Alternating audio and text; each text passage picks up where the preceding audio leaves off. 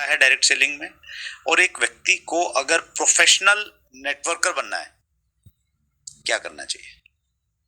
जी, अच्छा सवाल है। सबसे पहली बात, आदमी का स्वभाव बनता कैसे है, जी ये जानना ज़रूरी है। सर। तो जहाँ तक मैंने अभ्यास किया है, देखा है, समझा है, स्वभाव 2-3 चीज़ों से बनता है। एक तो देखने से, सुनने से, और आजू-बाजू के लोगों का प्रभाव, वैसा उसका स्वभाव।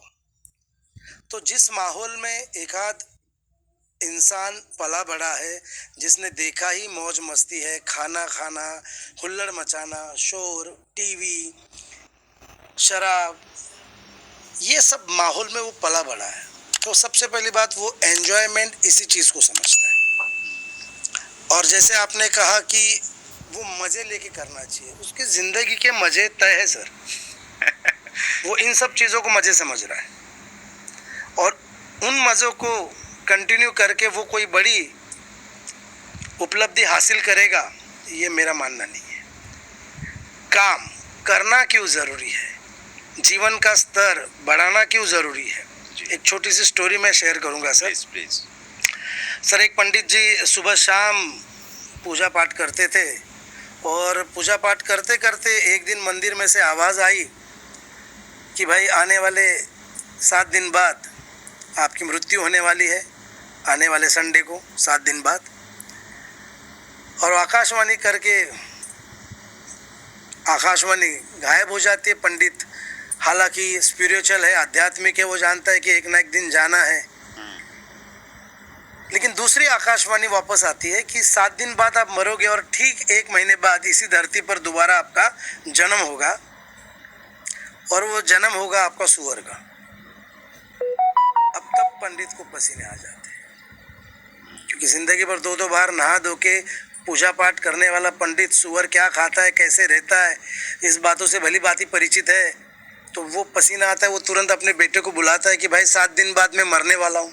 तो बेटा पूछता है क्या हुआ, बोला भी ये समझाने को वक्त नहीं है, लेकिन याद रखना कि सामने वाली नाली पर 1 महीने बाद जो भी सुअर पैदा होगा उसे तुम मार डालना। बोले क्यों? बोले वो मैं ही रहूँगा, और मैं वो जिंदगी बिताना नहीं चाहता। ठीक 7 दिन बाद पंडित मर जाता है, 1-आध महीने बाद उसका जन्म भी होता है, लेकिन बेटा 2-3 महीने भूल जाता है कि बाप ने कुछ काम बोला था। अचानक उसको याद आता है कि पापा ने कुछ काम बोला था। कौन सा तापमान ज्यादा ठंडा है? बाहर निकालता है, सामने नाली की तरफ भाग के जाता है। बोले यहाँ पर 2 महीने पहले कोई सुअर पैदा हुआ था।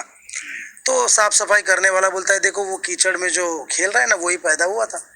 उसे मारने के लिए तलवार से वो काटने के लिए दौड़ता है। सुअर कभी इस गली में भागे, कभी उस गली में, आखिर एक गली में पकड़ ही लेता है। उसे काटने ही वाला था, सुअर में से आवाज आती है कि मुझे मत काटो। बोले क्यों? पिछले जन्म में आपने आदेश दिया था। बोले पिछले जन्म में जो जो मुझे गंदा लग रहा था वो सब कुछ अब मुझे अच्छा लग रहा है। पिछले जन्म में जिस चीज को खाने के नाम से सोच के घिन आती थी वो मेरा भोजन है, तो मुझे मत मारना। मॉरल ऑफ द स्टोरी, आदमी जहाँ रहता है, जिस चीज में रहता है, उसको ही बेटर और बेस्ट मानने लग गया है।